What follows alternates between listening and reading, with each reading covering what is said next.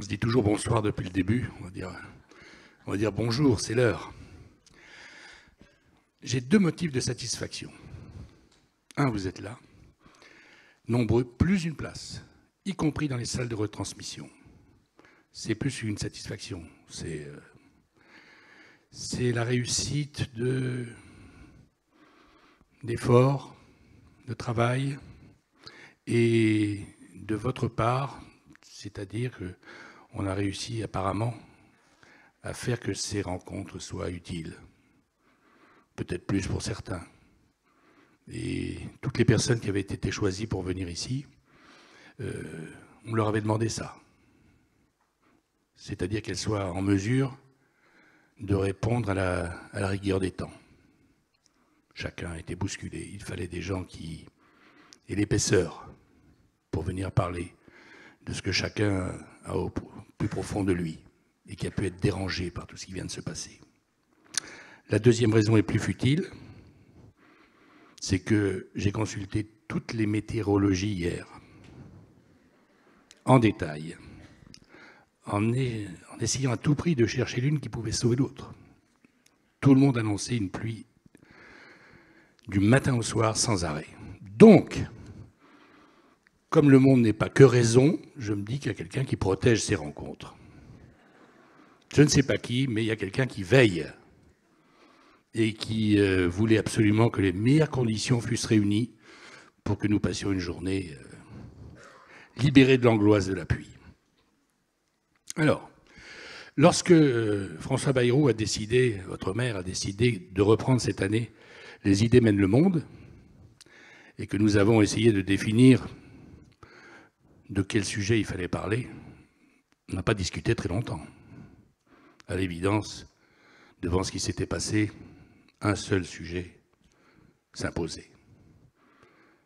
Reconstruire et se reconstruire. On pouvait chercher tous les mots possibles. C'était, à l'évidence, les mots qui s'imposaient. Et la deuxième chose qui s'est imposée aussi rapidement que la définition du sujet, c'est peut-on imaginer organiser des rencontres autour de ce thème sans la présence de Boris Cyrulnik? C'est vraiment, je vous assure que ça s'est passé comme ça. Et d'ailleurs, lorsque François Bayrou a appelé Cyrulnik, nous étions dans le même bureau, il a pris et il lui a dit ça. On n'imagine pas que ces rencontres se passent sans que vous soyez là. Alors, Boris Cyrulnik s'est entré dans la vie de chacun d'entre nous. On va savoir pourquoi tout à l'heure, il va nous le dire. C'est le psychologue et le psychanalyste préféré des Français et de loin. Et le grand apport de Cyrulnik, au tout début de tout, c'est qu'il a donné un nom. Et quand on nomme les choses, tout change. Le mot de résilience, qui est entré dans l'esprit de tous, existait pour d'autres raisons et dans d'autres industries, si j'ose dire, que la reconstitution des femmes et des hommes. Et lui, il a trouvé un mot qui était inconnu de quasiment tout le monde. Et il en a fait le mot le plus connu de France. Et ça, ce n'est pas l'effet du hasard. On va parler à l'instant avec lui de ce qui a fait la destinée de Boris Cyrulnik. Et vous verrez qu'il n'y a rien de plus opposé au hasard que les dizaines d'années qu'il a passées à aller au plus profond de nous-mêmes. Je vais le chercher.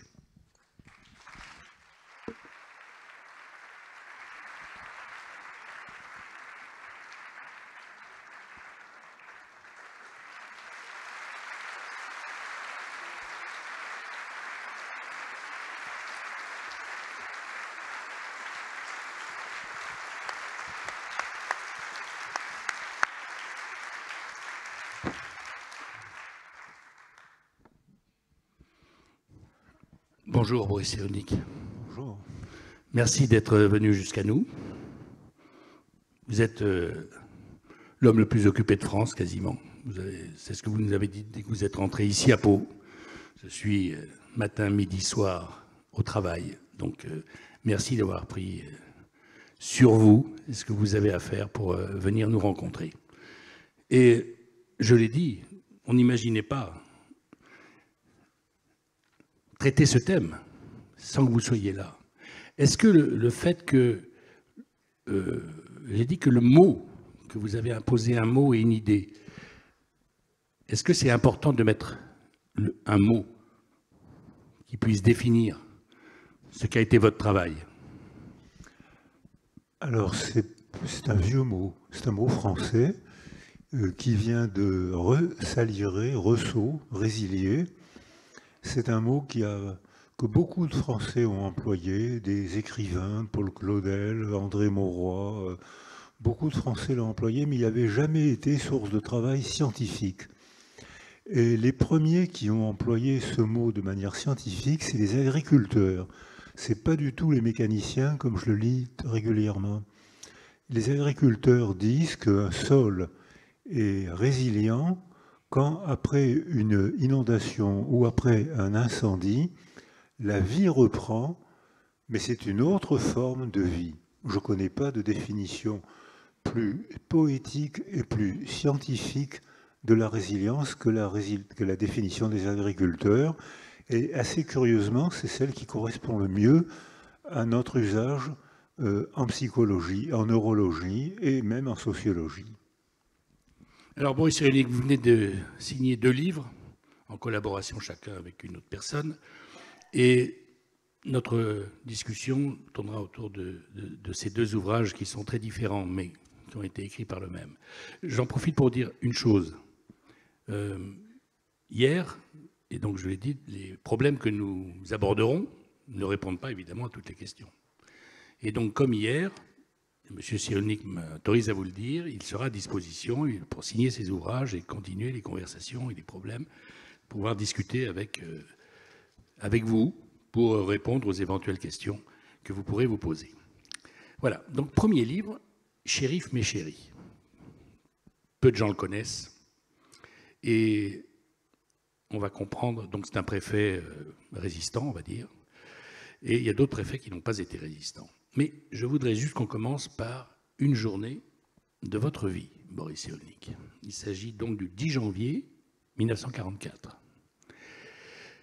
Vous avez connu là une chose extraordinaire que vous allez nous dire et qui, dites-vous, a guidé votre vie depuis, c'est-à-dire 66 ans. Que ce que vous avez vécu ce jour-là vous suit et vous accompagne depuis que ça s'est passé. Il est sympa, il a dit 66 ans. C'est un peu plus que ça. Mais c'est vrai que le 10 janvier 1944, j'avais 6 ans. Alors on m'invite souvent à rappeler cette histoire, mais je le fais avec grand plaisir parce que c'est un marqueur social qui est la source probablement de tout ce qui a donné sens à ma vie par la suite. Mes parents avaient disparu. Mon père s'est engagé dans la Légion étrangère dès 1939. Je suis resté avec ma mère qui a été arrêtée, qui a disparu, qui m'a mis à l'assistance publique la veille de son arrestation. J'ai été ensuite recueilli chez Marguerite Farge, la famille Farge, et à l'âge de 6 ans, j'ai été arrêté. Et j'ai très très clairement compris que j'étais condamné. On m'arrêtait pour me tuer. C'était facile à comprendre. Tout le monde en parlait autour de moi. Mais c'est quelques jours après, des justes ont risqué leur vie pour me sauver. C'est-à-dire que, comme vous venez de le dire, en même temps, j'apprenais qu'il y avait des gens qui avaient tué ma famille, qui voulaient me tuer pour un récit que je ne connaissais pas et que eux-mêmes ne connaissaient pas non plus. C'était un stéréotype. Et en même temps, je découvrais qu'il y avait autour de moi des gens qui, à l'inverse, étaient capables de risquer la vie pour un enfant qu'ils ne connaissaient pas et pour un autre récit. Et cette énigme a organisé toute ma vie. Toute ma vie, j'ai voulu comprendre comment c'était possible. C'est un récit contre un autre récit. Le réel est ailleurs. Le réel, c'est la science où les laboureurs, les gens de terrain, les paysans, les ouvriers, les praticiens, les gens de terrain, eux, ils ont un savoir qui est enraciné. C'est pour ça qu'on les appelle les laboureurs. Et d'autres, au contraire, ont un savoir qui est complètement déraciné. Et en disant ça, je pense à Hannah Arendt, qui disait c'est un savoir sans radicelle. Radicelle, sa radicalité, ça vient du mot radicelle, racine. C'est un savoir qui n'a pas de racine. On ne sait pas d'où ça vient. Et hop, les gens y croient et sont prêts à tuer sur un récit dont ils ne connaissent pas l'origine. Et cette réflexion, cette énigme a thématisé toute ma vie, où j'ai voulu chercher à comprendre cette énigme totalement irrationnelle. Et c'est pour ça que j'écris d'ailleurs, pour que vous m'invitiez, pour qu'on puisse bavarder, parce que j'ai 66 ans après. Vous voyez, j'ai pas menti. Vous le dites vous-même. Merci de cette gentillesse. Je me pose toujours la question et que on voit réapparaître aujourd'hui exactement la même manière de poser les problèmes que dans les années 30. Et ça m'inquiète. C'est pas par curiosité qu'on vous posait cette question. C'est parce que non seulement ça a guidé votre vie, mais le fait d'avoir connu le même jour, on va dire, l'acte le plus désintéressé, le plus formidable qu'un homme puisse faire ou qu'une femme puisse faire pour quelqu'un, et l'acte le plus criminel qui soit de faire tuer un enfant qui ne connaît pas parce qu'il a une religion ou une couleur de peau qui ne lui plaît pas, ça donne... Vous avez connu le meilleur du meilleur du meilleur du meilleur et le pire du pire du pire la même journée. Et ce que je voulais vous dire, c'est que ça a rapport avec la manière dont on vous écoute. Quand on a vécu ça la même journée, l'énigme, on sait que la personne qui va nous parler ne feint pas, ne triche pas.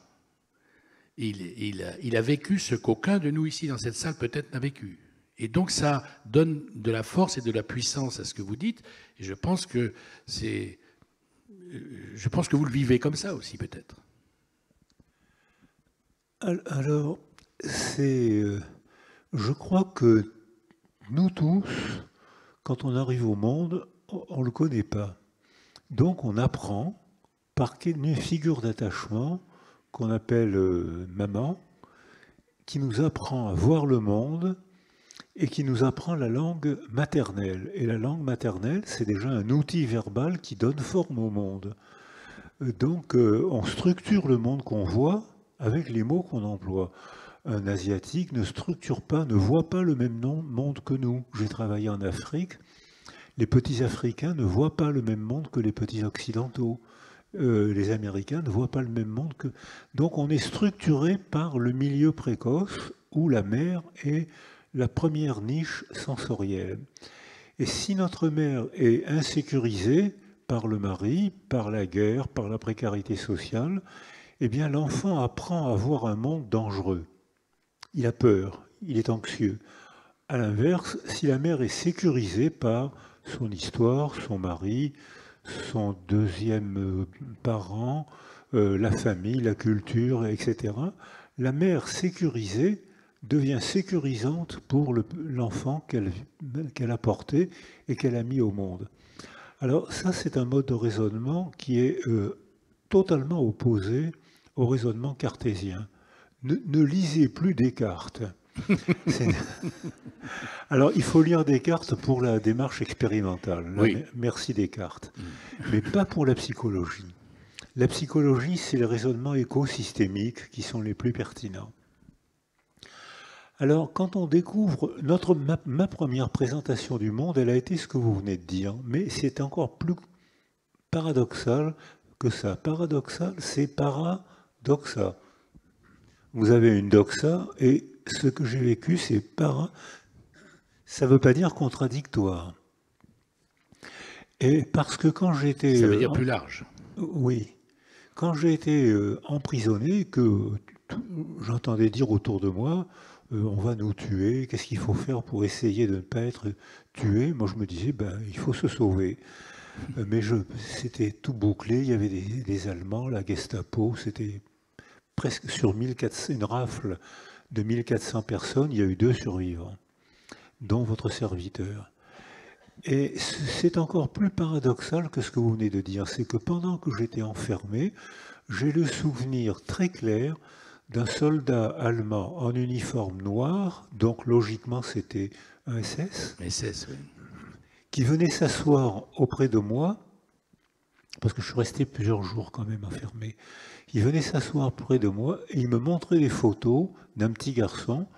Je ne comprenais pas sa langue, mais je comprenais qu'il me faisait comprendre avec ses gestes que je ressemblais à son petit garçon, À lui. à lui, au SS. Et ça aussi, ça m'a beaucoup troublé parce que dès l'âge de 6 ans, je me suis dit, ben, il ne peut pas y avoir le bien d'un côté et le mal de l'autre. C'est trop facile, c'est une pensée paresseuse, c'est pas comme ça qu'il faut raisonner. Et dans les années d'après-guerre, on expliquait le nazisme en disant c'est des fous. Hitler avait une syphilis cérébrale, c'était la maladie à la mode dans les années 50. Donc on expliquait le nazisme par la syphilis d'un homme. J'étais enfant, mais je me disais déjà c'est pas logique. Et quand on expliquait le nazisme par la folie, comme je l'entends encore aujourd'hui, hein, c'est des barbares, ça colle pas. L'Allemagne des années 30, la culture germanique des années 30 était une des plus belles cultures occidentales. Bien sûr, évidemment. C'est qui nous a fourni des musiciens, des philosophes, des matheux, des scientifiques. C'est pour ça que tout le monde était surpris que ce même peuple élise voilà. qu'il a été élu. Et donc c'était la pensée claire. J'avais 6 ou 7 ans, donc Oui, j'étais déjà très avancé en philosophie. Et oui, vous avez déjà dépassé Descartes. Donc et je me disais déjà que c'est pas comme ça, c'est qu'on trouvera la vérité. C'est pas comme ça, c'est pas le bien d'un côté, le mal d'un autre. Cet officier SS qui probablement souhaitait ma mort venait bavarder avec moi le soir pour avoir une relation affective avec un petit garçon dont il souhaitait la mort et qui ressemblait à son propre enfant. C'est logique, ça?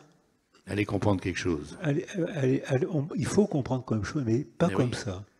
Et donc le travail, en lien avec le livre que vous venez d'écrire et de signer, qui est donc l'histoire d'un préfet résistant aux ordres qu'il reçoit. Et un autre préfet qui s'appelait par exemple Papon, dont il est établi maintenant que non seulement il appliquait les ordres qu'il recevait, mais qu'il en créait de plus durs encore. Il y a d'autres exemples. Est-ce que vous avez compris justement, puisque ça ressemble, c'est un peu lié à l'histoire que vous racontez, est-ce que vous avez résolu le mot énigme qui vous est apparu à l'âge de 6 ans? Est-ce que vous avez avancé? Est-ce que dans cette recherche de comprendre à tout prix, est-ce que vous avez avancé? Alors oui, invitez-moi dans quelques mois, c'est le thème de mon prochain livre. Alors... Ce sera avec plaisir. Ne Non, déflorez pas peut-être, non mais juste, avez-vous avancé? Est-ce que vous avez avancé un peu, sans rentrer dans les détails, vous avez progressé, vous allez dire? Voilà, c'est ça, cheminer, progresser, c'est ça. Et en lisant, en travaillant, je suis tombé sur le dossier d'un préfet musulman. Premier préfet musulman en France. Le premier préfet musulman en France, qui était français. Oui. Puisque l'Algérie, à cette époque-là, était un département de la France. Donc il était né français à Constantine, mais il était indigène. Et en regardant, en lisant son histoire, et en rencontrant sa famille, je me suis dit que ça pouvait être une biographie illustrative de l'énigme qui me travaille depuis 66 ans. Ça va rentrer, ça va devenir vrai, vous savez. Vous rajeunissez ici à Pau, c'est bien. Chérif Mechri est né dans une famille de cheikhs près de Constantine. Or, dans cette culture-là, un homme, un vrai, ne fait pas d'études. C'est ce que j'ai entendu dans les années d'après-guerre, quand j'étais gamin dans la banlieue d'Argenteuil, dans la banlieue de Paris, j'ai perdu tous mes copains quand j'ai dit que je voulais faire des études. Et c'est ce qui lui est arrivé aussi. Il dit qu'il veut faire des études et son père est malheureux parce que il dit mais un homme, un vrai guerrier, c'est pas, un homme ne fait pas d'études, un homme se combat, apprend. Et Cherif dit, rencontre une institutrice française qui enseigne la langue, parce que c'était la langue des koufirs, hein, c'était la langue qui éloignait d'Allah. Donc il ne fallait pas apprendre le français. Et lui, il rencontre cette femme qui lui dit, si tu veux apprendre le français, viens quand tu veux. Et il vient de temps en temps et il apprend le français à toute allure. Et du coup, il décide de faire des études au grand désespoir de son père. Et donc, il va à Digne, dans les Alpes de Provence. Il est pion dans un lycée la nuit. Il fait 5 heures de quart par jour pour aller faire des études à Aix. Et il passe le concours, il entre dans la préfectorale. Mais il a beau être français d'Algérie, c'est un indigène, donc il ne trouve pas d'emploi. Et il rentre chez lui à Constantine, où il est encore une fois méprisé. Et finalement, il rentre dans la préfectorale. La guerre éclate, et là, pour répondre à votre question, en janvier 1944, il est sous-préfet à Limoges, à la date où j'ai été arrêté à Bordeaux, sur un ordre de Maurice Papon, sous-préfet à Bordeaux. Sauf que Cherif le musulman exécute les ordres, il est sous-préfet, et il devient délégué préfet rapidement. Mais il exécute les ordres de la préfectorale, la gestion, les incendies, les routes, les alimentations. Mais dès qu'il reçoit l'ordre de faire une liste de juifs de Limoges pour préparer la rafle, il ne la fait pas. Il reçoit l'ordre de vérifier, de faire signer les officiers français qui devaient signer une fois au commissariat pour être bien sûr qu'ils n'allaient pas rejoindre De Gaulle. Il ne les invite pas au commissariat. Il y a un attentat sur un aéroport près de Limoges. Il reçoit l'ordre d'aller arrêter les résistants. Il ne répond pas à l'ordre. Et toute sa carrière, il fait son boulot de préfet, il exécute les ordres de gestion, et il n'exécute aucun ordre d'extermination. Alors que Maurice Papon, dans la même situation, boucle le quartier, aucun juif ne peut s'échapper, il y a la Gestapo et l'armée allemande partout, c'est pas possible. Ceinture Les rues sont barrées, enfin c'est dans mon souvenir, hein. Les rues étaient barrées avec des hommes en armes. Il y avait 2 camions et il y avait des Allemands en armes dans le couloir, des gens de la Gestapo et plein de soldats dehors. Tout ça pour m'arrêter, moi, à 6 ans. Ça m'a rendu complètement mégalomane. Célèbre dès l'âge de 6 ans. Je me suis dit, toute l'armée pour m'arrêter, moi, à 6 ans, qu'est-ce que je dois être important. Donc, Maurice Papon devance les ordres, alors que lui, tout simplement, il ne répond pas. Et avez-vous trouvé l'explication de ces deux attitudes? Parce que finalement, ils avaient fait les mêmes études, en gros, ils avaient le même gouvernement, c'était des hommes tous les deux, pour reprendre votre expression. Comment expliquer que 2 vies, 2 décisions aussi diamétralement opposées et faites avec bon cœur de chaque côté puissent exister chez 2 humains, on va dire? Alors voilà, ça c'est le début de la réponse que je commence à me faire. C'est que Cherif avait gardé une liberté intérieure. Et après la guerre, il a travaillé avec Vincent Auriol et il a joué un grand rôle dans la politique des années d'après-guerre. Et Vincent Auriol avait beaucoup d'estime pour lui.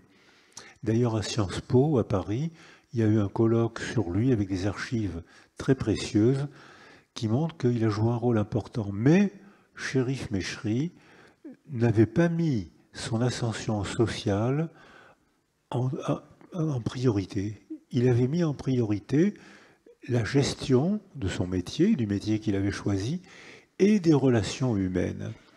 Alors que Maurice Papon était socialiste avant-guerre, il a été vichysois pendant la guerre.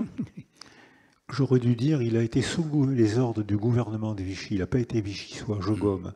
Il a été sous les ordres du gouvernement de Vichy pendant la guerre. Il a été communiste au moment des épurations. Et il a travaillé avec... il a été ministre sous le gouvernement de Raymond Barre.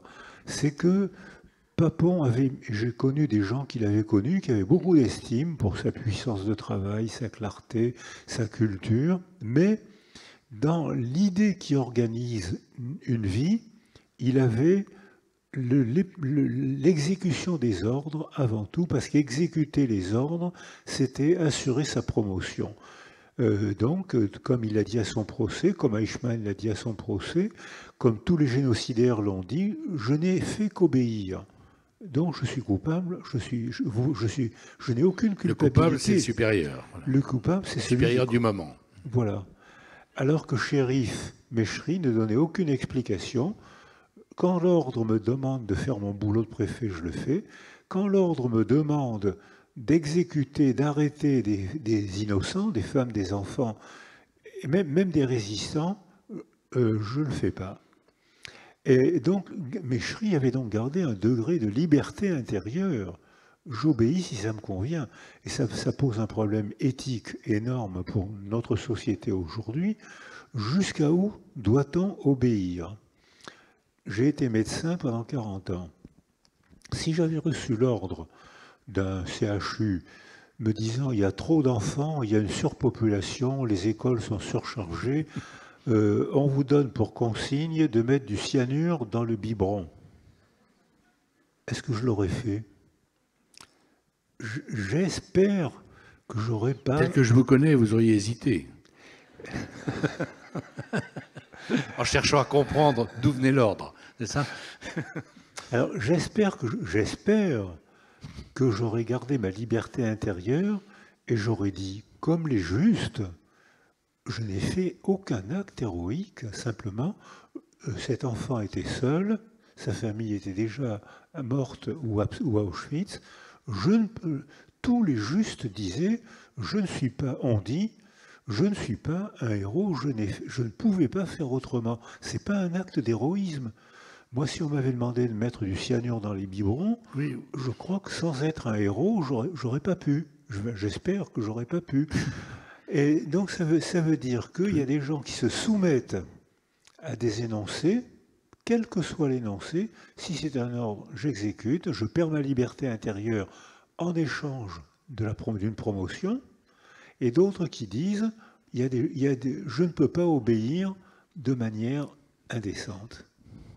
Alors, on passe à la deuxième, de second ouvrage qui concerne l'époque que nous traversons. C'est-à-dire que vous analysez, avec la finesse qui est la vôtre, le Covid que nous avons connu, cette maladie venue de nulle part, en fait, encore que vous avez des soupçons, et qui nous a tous atteints, le monde entier, sans discrimination.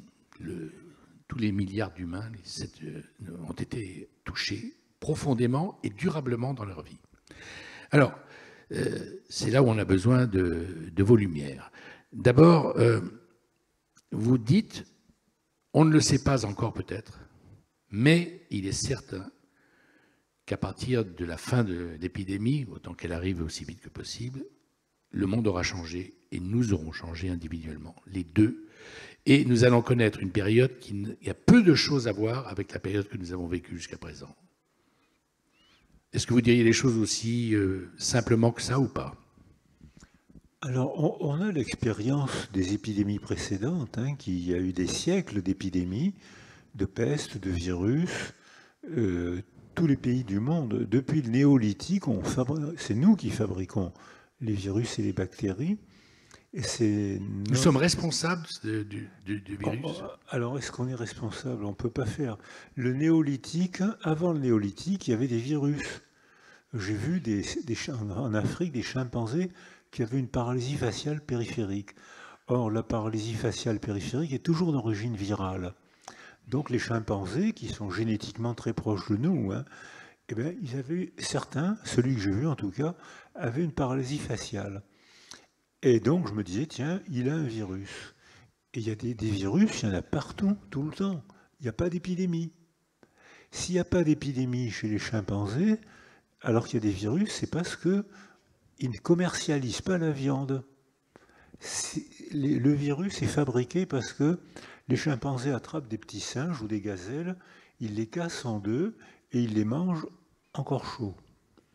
Et ça, l'excoriation fabrique un petit segment d'ARN qui est encapsulé, qui est le virus. C'est 12 ARN, c'est minuscule avec une petite capsule. Mais quand ça rentre dans le cerveau, ça fait exploser le cerveau. Quand ça rentre dans les poumons, ça fait exploser les poumons. Or, il y en a des virus partout. Les chimpanzés en ont, il n'y a pas d'épidémie. Parce qu'ils ne commercialisent pas la viande. Et puis parce qu'ils fabriquent moins d'avions que nous. Nous, nos civilisations, la route de la soie, qui est une très belle civilisation, est à l'origine de presque toutes les pestes parties de Marseille. Parce que les bateaux arrivaient avec des vivres. Dans les vivres, il y avait des rats. Dans les rats qui portaient des puces et des poux, qui portaient des bactéries de la peste.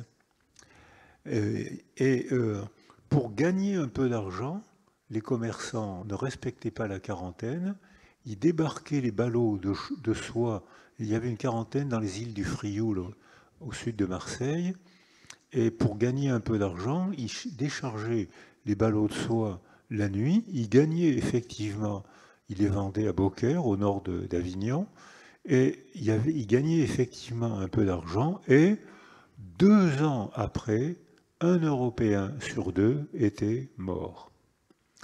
Alors, On n'imagine pas le chiffre. Un Européen sur 2 est mort. 1300, on ne connaissait 1348. pas le confinement. On n'avait pas compris encore qu'il fallait confiner. Puis les vaccins encore moins. Donc ça veut dire que on fabrique, le virus existe, avec des grands élevages. Pour se nourrir, il faut bien qu'on se nourrisse. Avec les grands élevages, on fait flamber les virus. Et avec nos transports, parce qu'on fait la civilisation, on provoque des pandémies. Donc ça s'est produit souvent. Et on sait que à la sortie d'une pandémie, presque toujours, à la sortie d'une catastrophe, presque toujours, il y a une révolution culturelle. Il faut repenser les choses.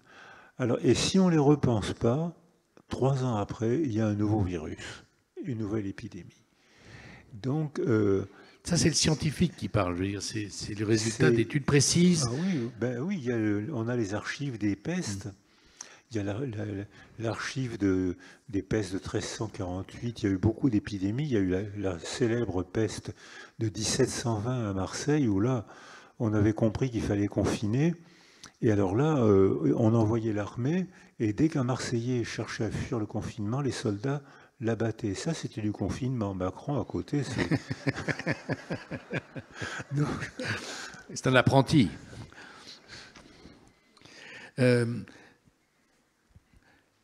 Alors, ça fait quand même un siècle qu'on n'avait pas connu d'épidémie. En gros, la grippe espagnole, c'est la dernière grande épidémie qui a 50 millions de morts, je crois, quelque chose, un nombre de... Donc, le répit que nous avons connu a fait penser à beaucoup de gens que ça n'arriverait plus jamais. Et voilà, est-ce que ça change la répétition des schémas que vous décriviez à l'instant ou pas?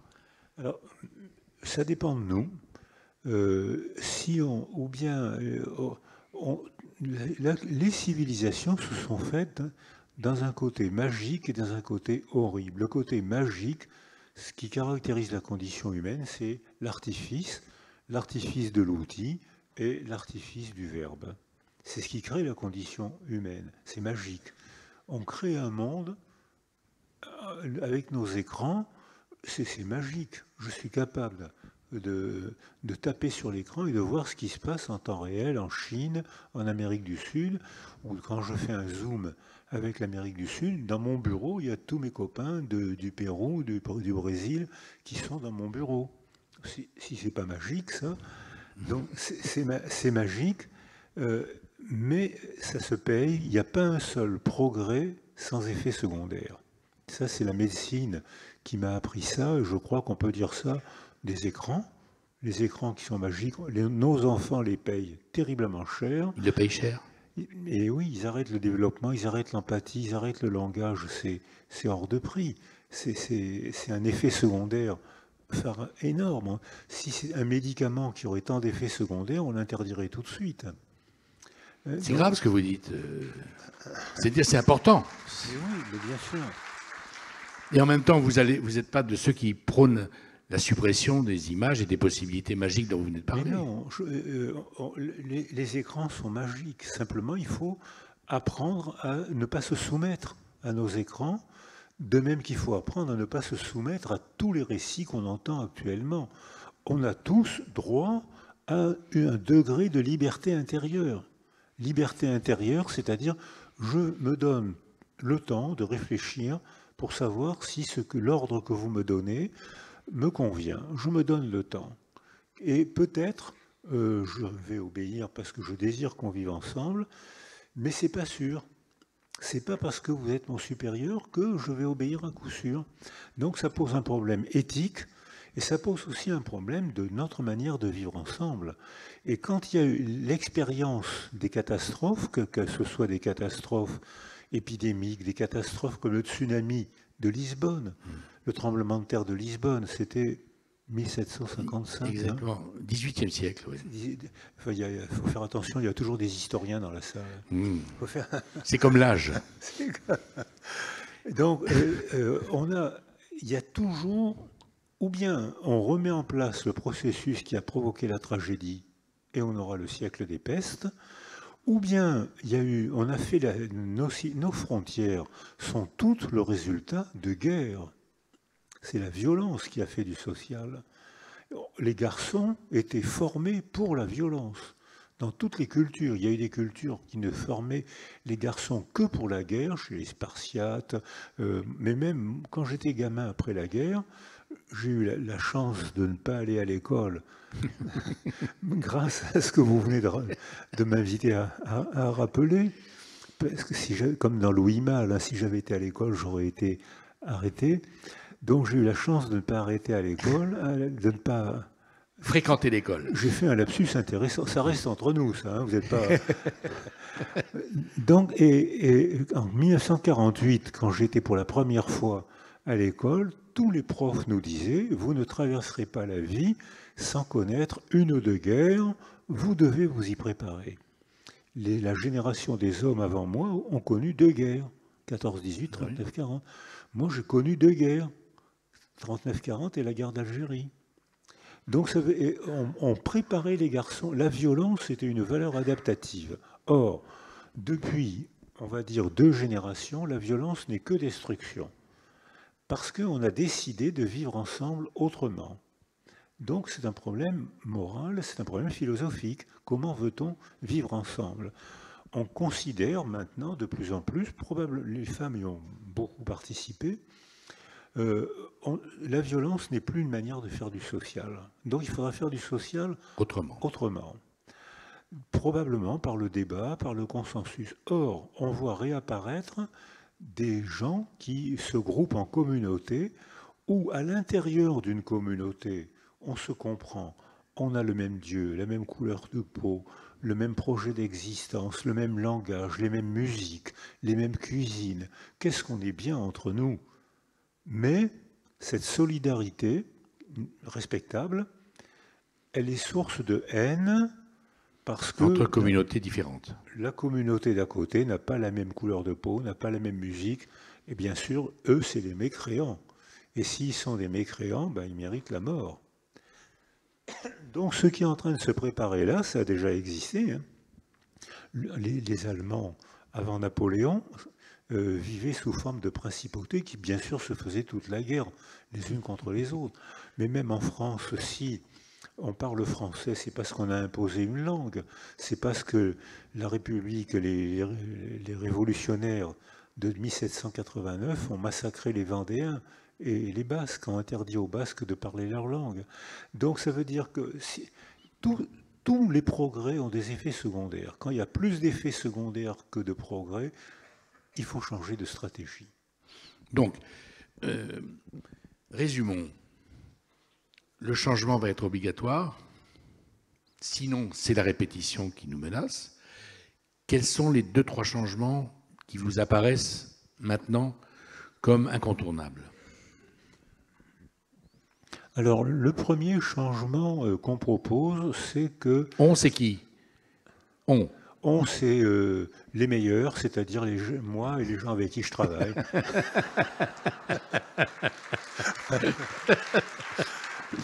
On aime que les psychologues soient francs.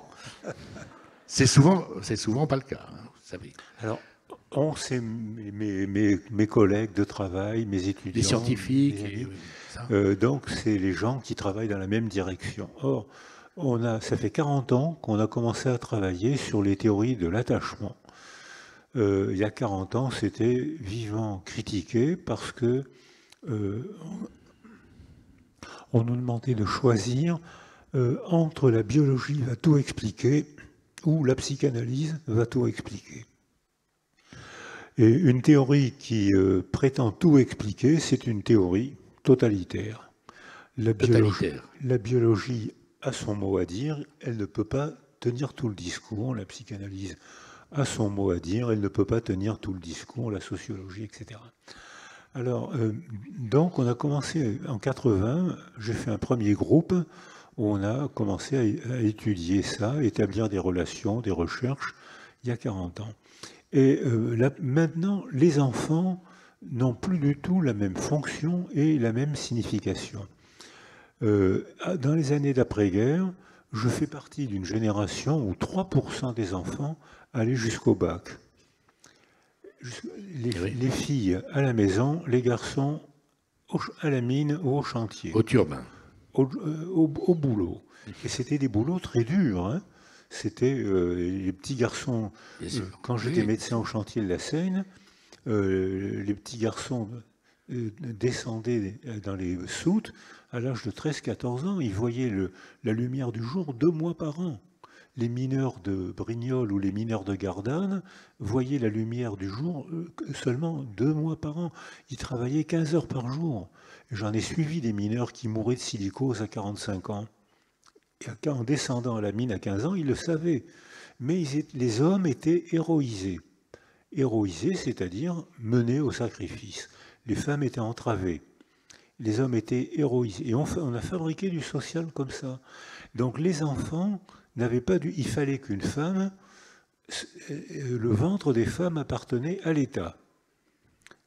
Soumis aux règles définies par l'État, oui. C'était défini par l'État ou par la religion. Par la religion. Il fallait que les femmes, leur fonction, c'était de servir un mari et de mettre au monde le plus d'enfants possible, des garçons de préférence, pour faire la guerre et pour descendre à la mine.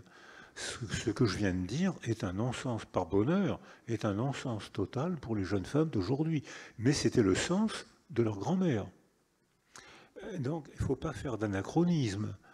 Alors, maintenant, les enfants ont une autre fonction. Ils ont une fonction d'épanouissement personnel pour les femmes, pour beaucoup d'hommes aussi. Et on ne les fabrique plus, on ne fabrique plus les soldats, où on ne consacre plus les femmes uniquement à la maternité. Alors les femmes veulent, en France, elles veulent mettre au monde 1,8 enfants. Je ne sais pas comment elles font pour mettre au monde 1,8 enfants. Elles s'arrangent entre elles. Mais enfin, alors, elles veulent mettre au monde 1,8 enfants. On va pas mégoter. Hein. C'était au cas. Alors, et comme maintenant, jusqu'à la découverte de Semmelweis, prophylaxie de l'accouchement, 1861, l'espérance de vie des femmes était de 36 ans. Quand j'ai travaillé avec l'UNICEF au Congo il y a 3-4 ans, aujourd'hui au Congo, l'espérance de vie des femmes est de 40 ans. En France, aujourd'hui, l'espérance, une petite fille 82 ans. Plus une même. petite fille sur 2 sera centenaire. Une petite fille qui arrive au monde aujourd'hui, une sur 2 sera centenaire et l'autre mourra d'accident un peu avant. Sauf si on fabrique des virus. Mais alors une petite fille qui comprend qu'un jour elle aura à porter un enfant, elle se dit, un enfant, je veux mettre au monde 1,8 enfant, et ça va me prendre 2 ans de mon existence. Qu'est-ce que je vais faire des 98 ans qui me restent à tirer? Donc, elles deviennent des personnes. Et en devenant des personnes, la condition des femmes change complètement, donc la condition des hommes change complètement, donc les images identificatoires des enfants change complètement. Qui serai-je quand je serai grand comme maman ou comme papa? Donc, et puis, surtout, il y a un phénomène nouveau. Alors là, pas de progrès sans effet secondaire. J'en ai parlé avec Maurice Godelier, qui est un immense anthropologue. Et on voit ce qui s'est passé avec le scandale de Camilla Kouchner, Familia Grande. Les structures de parenté sont en train de disparaître. Comment faire pour définir l'inceste si on ne sait plus qui est père? Alors, on a beau dénoncer de plus en plus, militer pour que les enfants violés prennent la parole, ce qu'il faut faire pour les protéger, ce qu'il faudrait faire encore plus, il y a de plus en plus d'inceste. Comment expliquer ça? Parce que les structures de parenté sont en train de disparaître. Est-ce que, quand il y a un premier beau-père, très souvent l'adolescent dit à son premier beau-père « Tu n'as rien à me dire, tu n'es pas mon père ». Qu'est-ce qu'il dit pour le deuxième, le troisième et parfois même le quatrième beau-père? Qu'est-ce qu'il dit? Est-ce que le quatrième beau-père est encore un père ou est-ce que c'est un homme avec qui les relations sexuelles ne sont pas interdites? Donc on est en train de progrès, l'épanouissement des personnes, de défaire quelques interdits, quoi. Mais on pourrait pas faire de social sans interdit. Tout interdit est nécessaire et abusif. On ne pourrait pas faire de social sans interdit, et pourquoi interdire ça et pas autre chose? Donc le conflit fait partie de la démocratie. Et par bonheur, les questions que je pose sont des questions absolument passionnantes et nécessaires, et il faudra donner la parole à tous les fabricants de mots, les philosophes, les psychologues, les journalistes, les romanciers, tous les fabricants de mots devront participer au débat, ce que vous êtes en train de m'inviter à faire. Alors, je voudrais qu'on traite rapidement deux choses, parce que ce sont deux points importants, et le temps passe, on a juste quelques minutes. Une des tentations d'après-catastrophe, c'est un pouvoir fort. Un pouvoir fort. Oui. La demande, oui, pas de dictature, mais au moins de l'ordre qui revienne. Est-ce que c'est une tentation fréquente, et comment est-ce que c'est une direction imaginable? Et non, c'est la tentation régulière. Quand un peuple est en détresse, il est sécurisé par un pouvoir fort. Et c'est alors qu'on voit apparaître des sauveurs, des gourous. Enfin, des déclarés sauveurs. Il se déclare sauveur. Il se déclare. Votez pour moi, je sais ce qu'il faut faire. L'ennemi vient de l'immigrant, de l'étranger, du juif. Quand il y a eu des épidémies de peste, chaque épidémie de peste était suivie par un pogrom, notamment à Toulouse.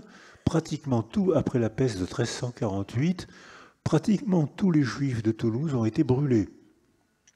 Quand il n'y a plus eu de juifs à brûler et que la peste a continué, eh ben on a commencé à brûler des femmes qu'on appelait les sorcières. Parce qu'elles mettaient, on en avait vu bien sûr, mettre des poudres dans l'eau. Or vous voyez bien, elles ont mis des poudres dans l'eau et on est malade. C'est bien la preuve que c'est elles qui ont déclenché l'épidémie. Donc quand un peuple est en détresse, mais c'est vrai aussi pour des familles ou pour des individus, quand un individu est en détresse, il peut se soumettre à n'importe quel gourou. On voit que les gourous, j'ai travaillé au Congo, j'ai été stupéfait par le nombre de sectes qu'il y avait au Congo. Actuellement, en 2 ans à peu près de pandémie, regardez le nombre de gourous de sectes qui ont explosé en 2 ans. Chacun a sa théorie, chacun est son sauveur, chacun se dit sauveur. Se dit sauveur. Et il y a des personnages politiques qui disent « Votez pour moi, je sais ce qu'il faut faire ». Et regardez aujourd'hui sur la planète le nombre de dictateurs qui ont été élus démocratiquement. Donc ça veut dire que ils sont élus, ils entravent tout, ils rassurent, ils sont sécurisants dans un premier temps, et très rapidement, on découvre qu'ils nous ont escroqués. Mais ils ont fait perdre des décennies ou même des générations. Hitler a été élu comme ça. Bien sûr. 1919, le traité de Versailles empêche l'Allemagne de se reconstruire parce que tout l'argent que gagnent les Allemands Aux vainqueurs. Va aux vainqueurs en titre de dommages de guerre. 1922, aucun argent ne peut partir pour l'école allemande. Il n'y a plus d'argent. Tout part en France. 1922, qu'est-ce qui se passe puisqu'il n'y a plus d'école? Apparaît un gars, von Schirach, qui s'appelle Chirac, hein, enfin, c'est C-H-I-R-A-C-H. Et qui crée les jeunesses. Von Schirach arrive et il monte les Hitlerjugend. Il prend la place que la société, que l'État ne peut plus prendre. J'ai une amie qui a quelques années de plus que moi, qui a passé son enfance dans les jeunesses hitlériennes.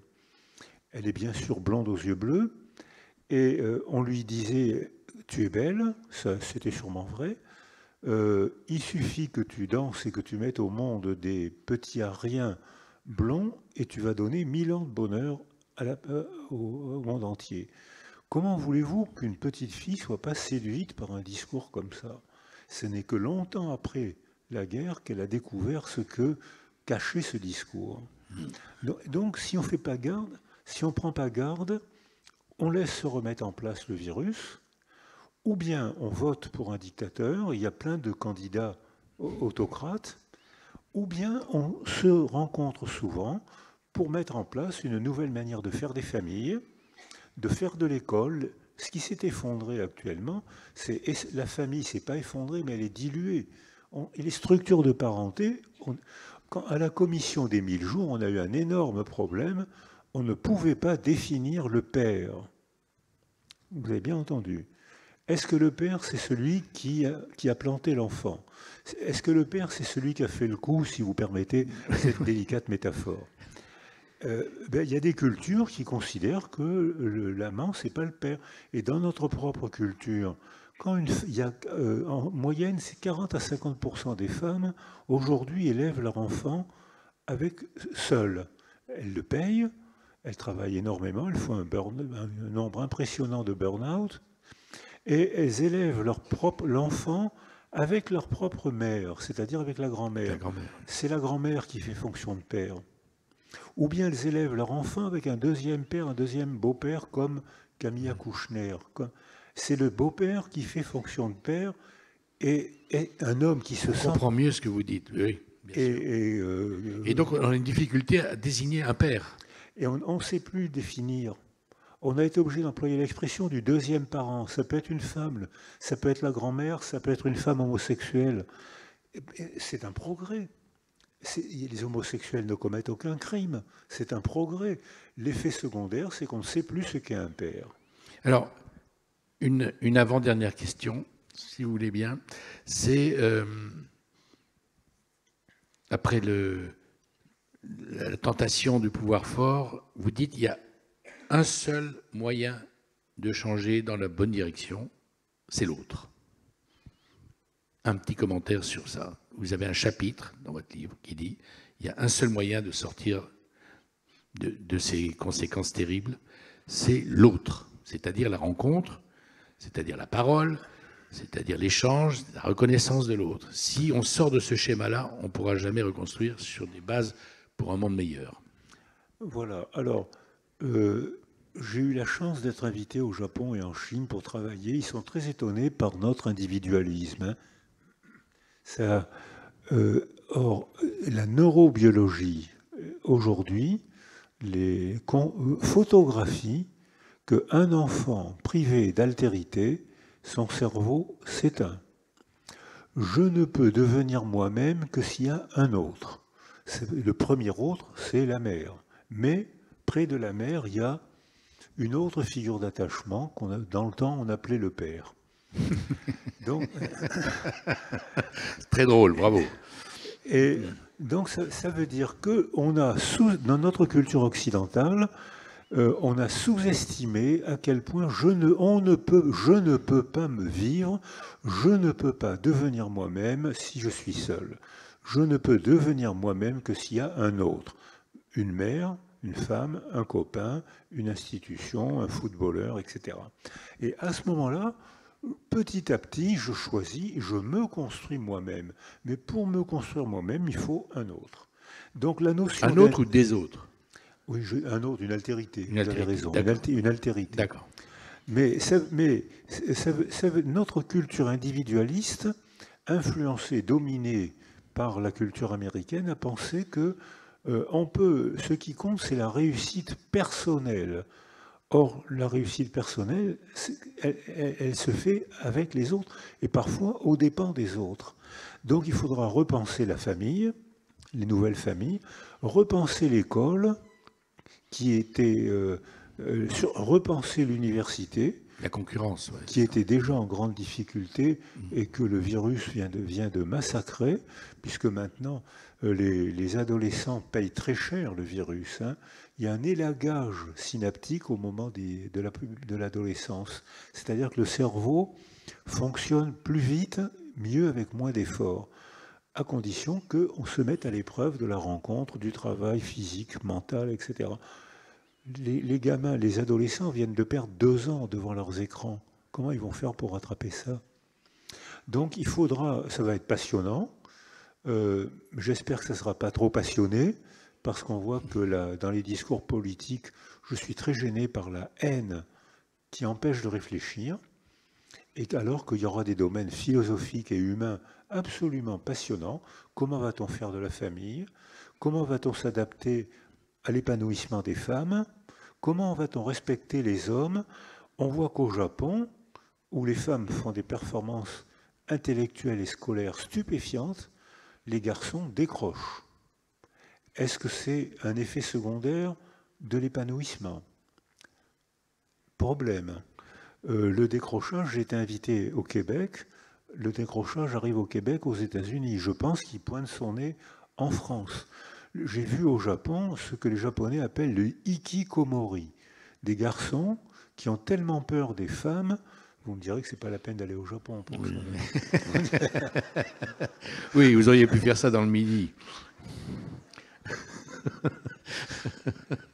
Au Japon, les jeunes hommes ont tellement peur des femmes qu'ils n'ont pas de relations sexuelles avant Oui. 30 ans. Mais dans notre culture occidentale, plus tolérante, les jeunes n'ont plus besoin de l'autorisation des parents, de Dieu ou de l'État pour avoir des relations sexuelles. L'âge moyen du premier rapport en France, c'est 17 ans et 3 mois. C'est 18 ans et 5 mois en Allemagne. On a fait une enquête à l'université de Mons. On a demandé 17 ans et 3 mois, c'est la moyenne, et on a envoyé des questionnaires anonymes. Est-ce que vous en pensez que c'est l'âge convenable?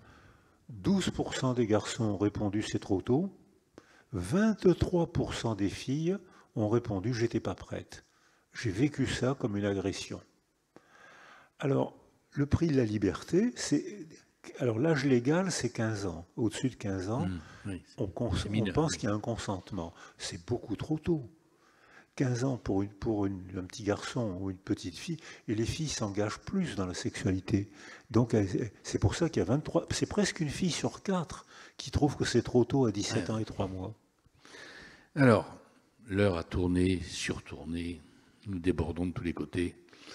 Donc, vient la fin de notre rencontre et le début de la rencontre avec les gens qui vous ont suivis.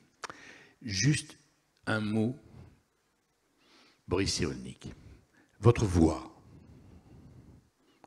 elle est très curieuse. Elle est un apaisement. On vous écoute, vous pouvez dire n'importe quoi. Des choses les plus incroyables, les plus terribles. Le ton est là, on se dit, bon, ben voilà.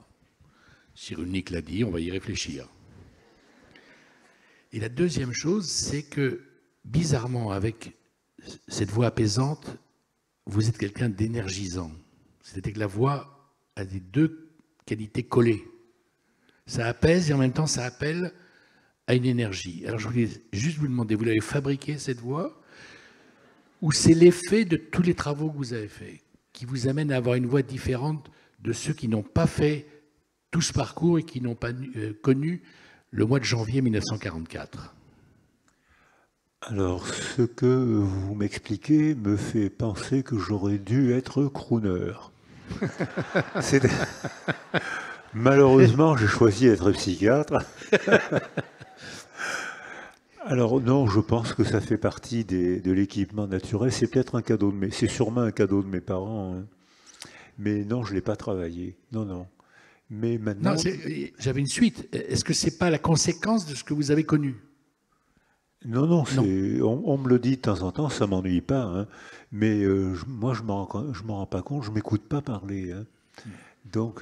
Mais il peut se passer des choses dont vous ne vous rendez pas compte. Absolument. Alors, mais bien sûr, Chaban Delmas avait une voix trop de haute fréquence. Ah oui, absolument. Oui. Et les hautes fréquences sont anti-érotiques, alors que les... C'est pas sa réputation. Alors que les basses fréquences, je vous dis pas. Merci d'avoir été avec nous.